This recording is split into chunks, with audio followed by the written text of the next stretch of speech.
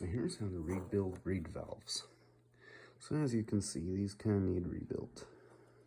So what you need to do is drill these rivets out. Just real careful, drill them out. Just pick a bit, a nice little tiny one, go in through the center, then once you're through, get another slightly bigger one, and drill the edges off. Okay, now that the edges are drilled off, the rivets are pretty well drilled out.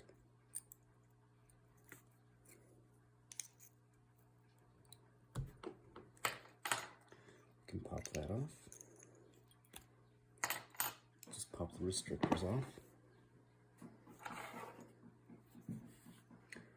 Then we can very carefully go about pulling the reed valves off. Maybe you can use a knife, a pocket knife. Get one here. Go underneath. Kind of pop them out. And I'll do this off video.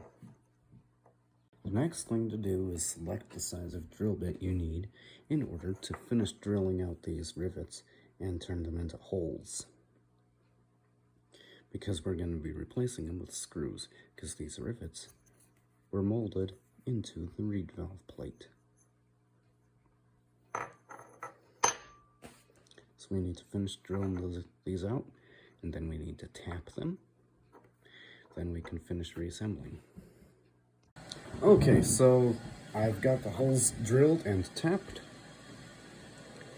Now, one thing I did, so I don't have to use Loctite, because I don't have any. One thing I did is I drilled them and I tapped them for a M4 by 0.75, and I'm using an M4 by 0.8 screw. So the thread pitch is slightly different, but not much. Just enough to keep them kind of stiff, you know? So next thing we want to do is to clean it up a bit. Clean all those shavings off, if there are any.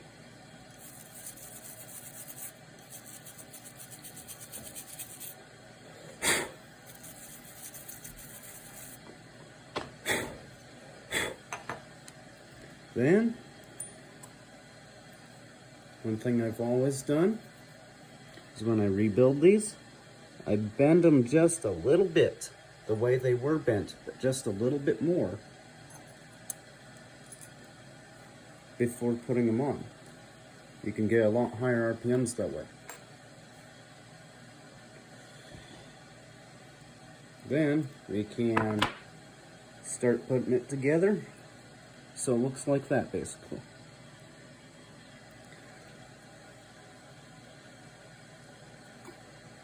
So let's get to it. Okay, so as you can see, I got one side on already.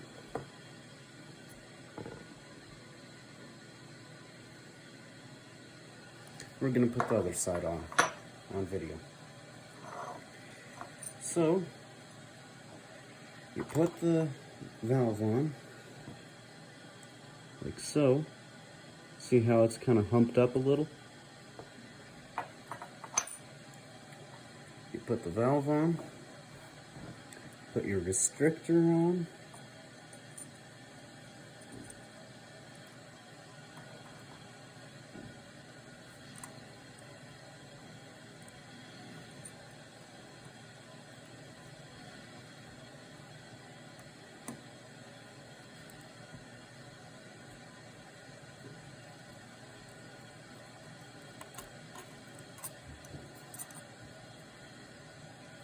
get started. Get the other one started.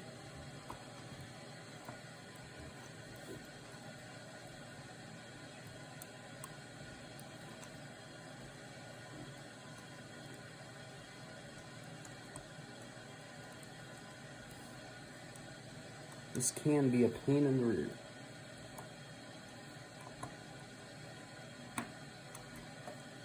Especially since When we tap ahead, this small that I could easily find was for an M4, and the holes in the reed valve would fit an M3 pretty well. And so I really can't drill the holes in the reed out, so I gotta make do with what I have there. And so I have to line up the threads with the reed valve and the valve plate.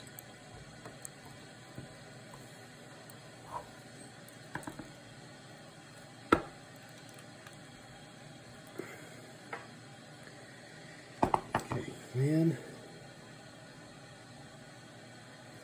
that's a fully rebuilt set of valves. I'm gonna blow through them real quick.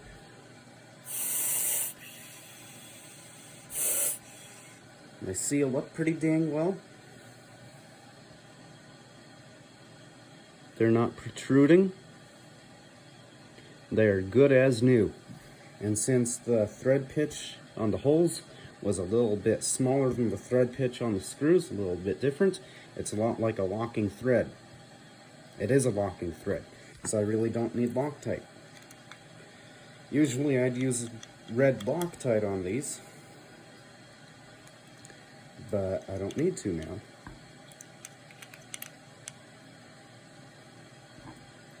Because usually after these have been flipped over and need rebuilt again, about the time they would need rebuilt, the engine swallows one of the valves and it just plain needs replaced. Sometimes you can flip them 2 or 3 times, but not always. And this is a $15 per pair plate. I can buy a pair for 15 bucks, and that ain't much at all. But it's fully rebuilt. Using only new screws. That's the only new part we used. And this is for a Tecumseh AH-47, but the same basic design goes for any engine reed valve, if it's the same design, and like rivets and all that. That's how I do it. Really pretty simple.